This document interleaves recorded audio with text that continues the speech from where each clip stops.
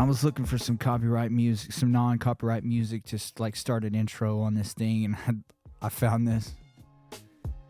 And this reminds me of, this is what it reminds me of right here, like this.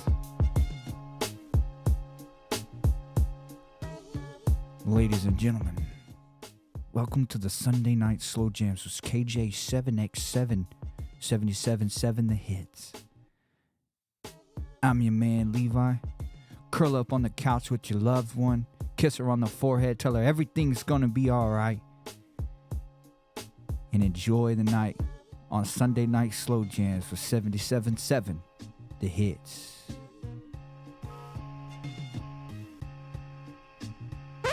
But that's gay. And when I say gay, I mean like silly. And I listen, if you're gay and you want to be gay, bro. Just don't be gay with me. You know what I mean? Like, I don't know. Like, I don't care, truly. I don't care if you're gay. Just don't be gay with me, and then we're cool. But be gay if you want to be gay. I don't know. Whatever. You know, I don't know. Whatever. Listen, I want to tell a story about G-Man. And G doesn't stand for gay. G-Man stands for Guillermo. We called him G-Man because we couldn't pronounce Guillermo, and we still can't. So, and by we, I mean everybody that worked with him, and but by we right now, I mean me. Welcome to the crap show.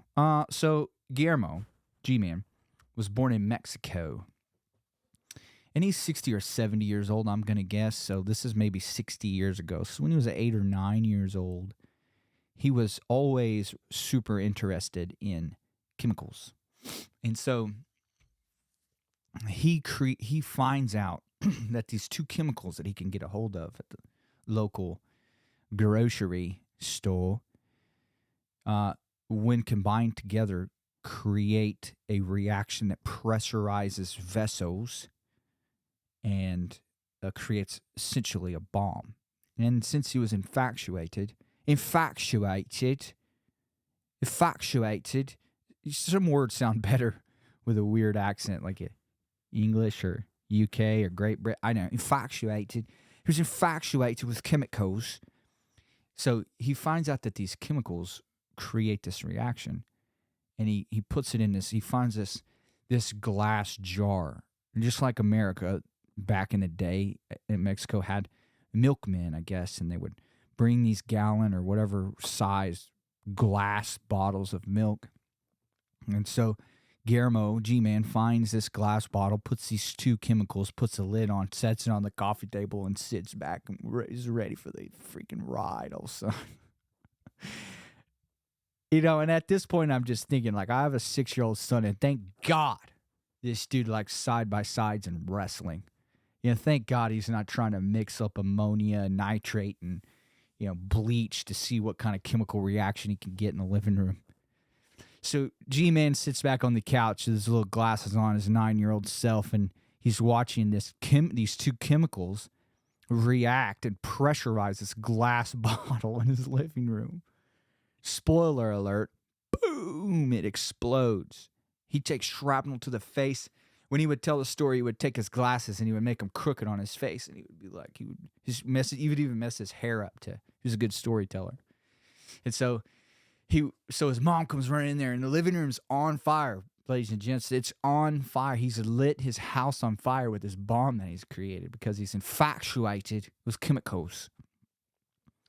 So the mom gets the fire out, and he has to go to the doctor, and he's just a very smart young man at this point, 9 years old. He's making bombs.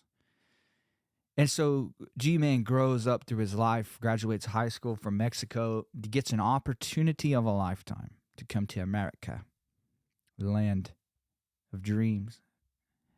And he goes to the University of Miami in Ohio, America. And he starts training and learning how to be a chemical engineer. He's going to school for chemical engineering. And one year, G-Man, it's Thanksgiving time, and G-Man wants to do something special for his family for Thanksgiving. And so in a classic American way, he wants to cook a turkey. So he calls the grocery store and asks the grocery store, how much is a turkey? I got a 14-pound turkey for $3.27. And lucky for that grocery store, G-Man has $5.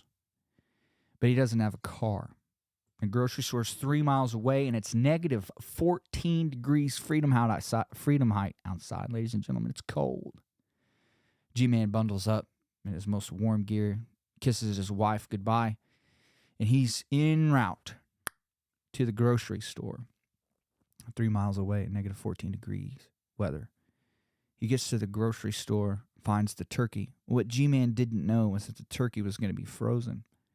What he also didn't account for was the fact that on the way to the grocery store, when he didn't have the turkey, he was able to put his hands in his pockets of his coat. Well, he couldn't do that on the way back because he had to carry the frozen turkey with his hands. So he carried the frozen turkey with his hands and all the way back to his home, 3 miles at negative 14 degrees Freedom height. He got frostbite on his fingertips because his hands were so cold. And remember, the turkey was frozen. So for that Thanksgiving, G-Man didn't even get to eat the turkey because it was frozen. You and I both know you can't just unthaw a turkey. You got to let that thing, you got to let that thing brine, baby. You got to let that thing thaw, sit in a brine, shenanigans. Salt, butter, garlic, apple cider vinegar, I don't know. You got to let that thing marinate, baby, if you want to have a good turkey. And so he didn't get a turkey. He didn't get a turkey for Thanksgiving because he didn't know that. So Guillermo G-Man graduates from the University of Miami with master's at least, maybe a doctorate in chemical engineering. I don't know. This guy was one of the smartest people I've ever met in my entire life. Great storyteller. Very small, kind of petite man. Can you say petite? Is that racist? Is petite racist? Anyone? If it's racist, let me know. I don't think it's racist. I'm going to assume it's not racist, but it could probably be racist in some way, shape, form, or fashion. I don't know. Well, one year, so G-Man comes to Georgia Pacific in Muskogee, Oklahoma as a chemical engineer for the pulp processing mill. And again, he's one of the smartest men that I've ever met in my life. He takes this stuff and looks at things under microscopes and puts chemicals to change the, he was responsible for like dyeing paper, white or bleaching it or whatever, right? And so, which side note, it would be, for some reason in America, we have to have our toilet paper be white. If you could just let the paper be the color that the paper is after you process all of the paper fibers out of the recycled paper that this particular mill does, if you could just let it be, like if we would be okay with it being what it was, it may be brown or pink or whatever, economically we would have much cheaper toilet paper because we have to add chemicals to it to get it to a specific, not only white, but a specific white, like a brightness color, which is kind of bonkers, man. Like super rabbit trail, and sorry about that. That one time I was totally infatuated with the manufacturing process of paper. But either way, so super smart guy. Well, one year he comes to me after these stories and he says, I heard you smoke meats. I'm like, oh, hang on. That kind of sounds gay, bro.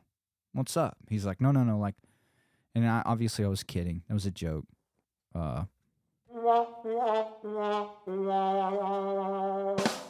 terrible at jokes sometimes. I'm like, yeah, bro, I'll smoke meats, dude.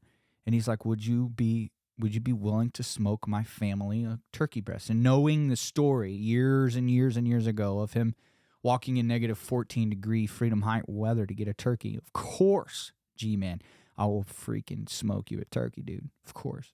He's like, I don't want a whole turkey. I just want a turkey breast. An entire turkey would be way too much for my family. Side note, he has a family now. He's got a wife and he's got a son. His son had autism, and his son was able to graduate from Northeastern State University with a 4-year bachelor degree. So, man, thank God for, if you were to ask G-Man how he feels about some of these people talking about America and the way that they talk about it, you'd probably hear from a man that would be totally infatuated with the way that the American dream and the promise and the opportunity that he had as a result of America. He would be happy and be he's very happy, very grateful for this country. So I cook up G-Man a banging turkey. I cook him up a turkey, smoke it. I brined it in that good juice, baby boy. I brined it up and got it looking good. Got the skin on there crispy, homie. I wrapped it up in tinfoil and I took it to him on Thanksgiving Day. It was very important for me because I remember the story that he told me that he wanted turkey on Thanksgiving at some point in his life and didn't get any because he just didn't know that the turkey would be frozen. And I thought that was sad. So Thanksgiving morning, man, me and my wife, she's pregnant with Jackson at the time, our firstborn son. We load up in the car, take his turkey breast to Thanksgiving. On Thanksgiving Day, we take it to him. And I remember we were there at his house. He brings us into his house. He's super thankful for the turkey breast. I think he maybe even cried, which almost made me cry. But his wife's like, you guys want some eggnog? And I know in America, like when someone says, like, do you want some water? Like, you can, like, legally, if you will, say no. But other cultures, like when I was in Iraq, if someone offers you something, like, you're supposed to take it. So I'm like, I don't want any, but Ashley would love some. So I threw my wife under the bus, and joke was on me. The eggnog was spiked at G-Man's house, homie. So Mama Bear is throwing down the eggnog with the spike-ola in it, pregnant. So that was a deal. Jackson's fine, by the way, but don't encourage drinking while you're pregnant. So I cooked G-Man the turkey, man. He's great. I mean, it really was truly a good turkey. Thank God, man. God had his hand in it for sure, because I'm not worthy to cook anything good, really. And so, I said all of that to say this. G-Man gave me one of the most important compliments that I personally have ever received in my lifetime. He told me one day, he looked me in the eyes after one of our conversations, and he said, "You are a free thinker." He said, "As a matter of fact, you are probably one of the biggest free thinkers that I've seen in my entire life, that I've ever met." And so I had to, like, probe him a little more, like, "G-Man, what do you mean? Like, what do you mean free thinker?" He's like, "Just your ability to think and process things and articulate things, and how you ask good questions, and how you don't take things at face value, and you just really think about them. You're just a really free thinker, and that's a really good thing.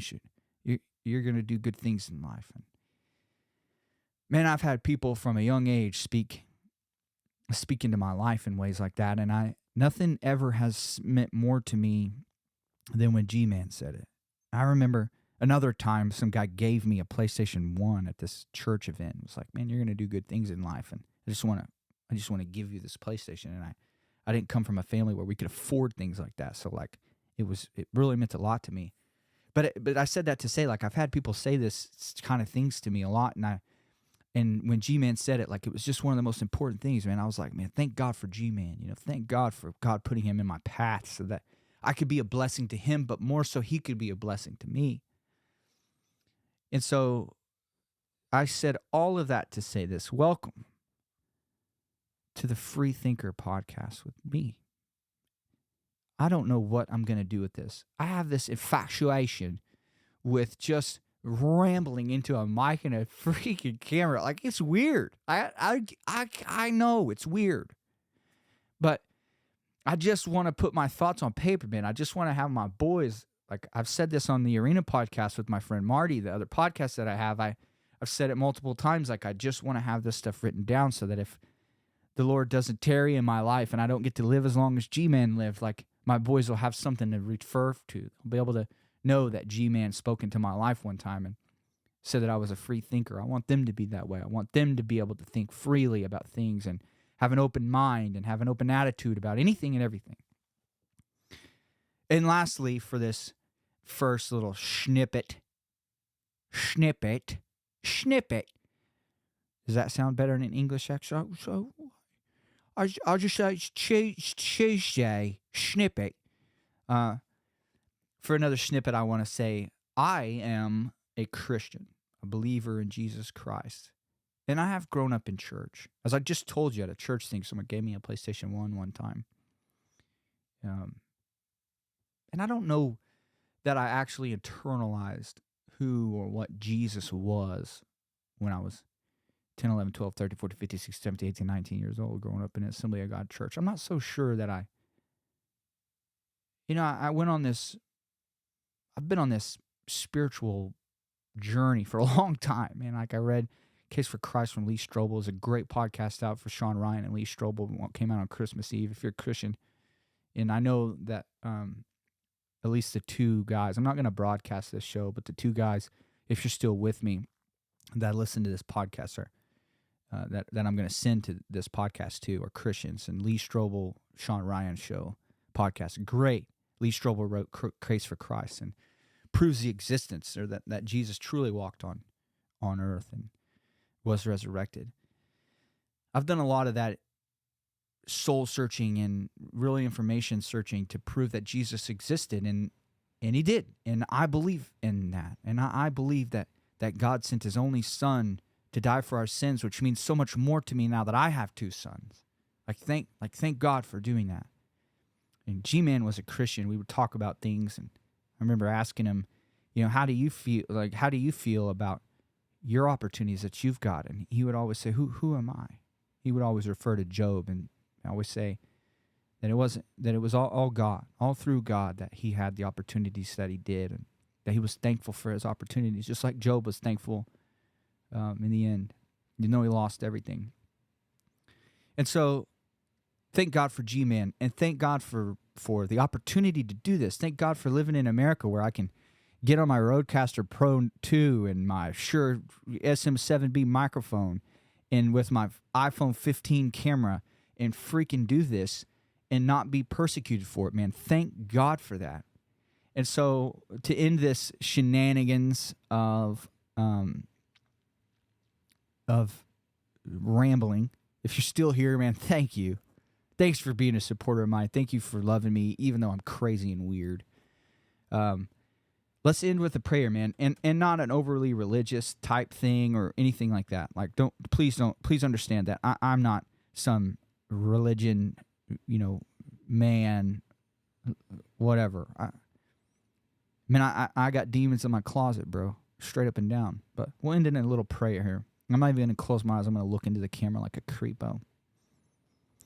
Dear God, thank you for G-Man, Guillermo, however you say his name. You know how to say his name. You know exactly how to say his name. You know his family. You know how many hairs are in his head, which are probably fewer than mine. Sorry, G-Man. Love you.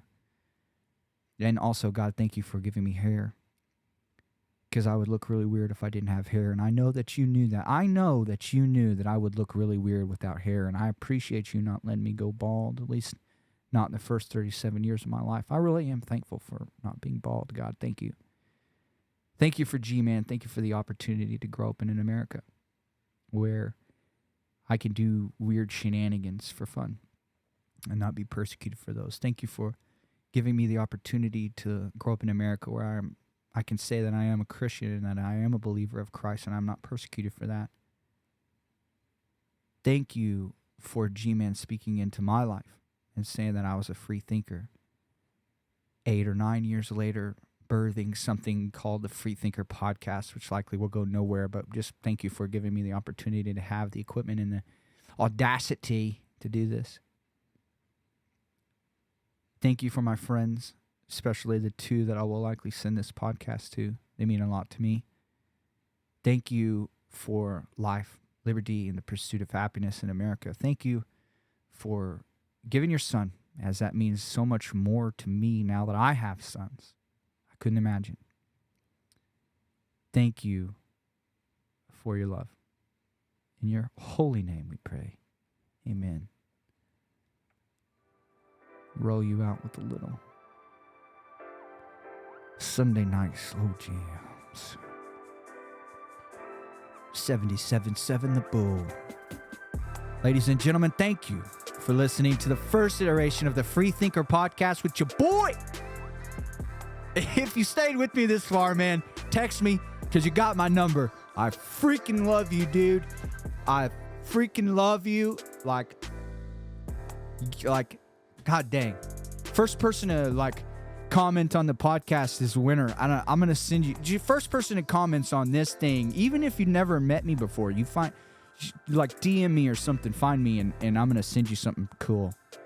Much love, man. Thank you guys for listening. Peace, love, and chicken grease. Goodbye.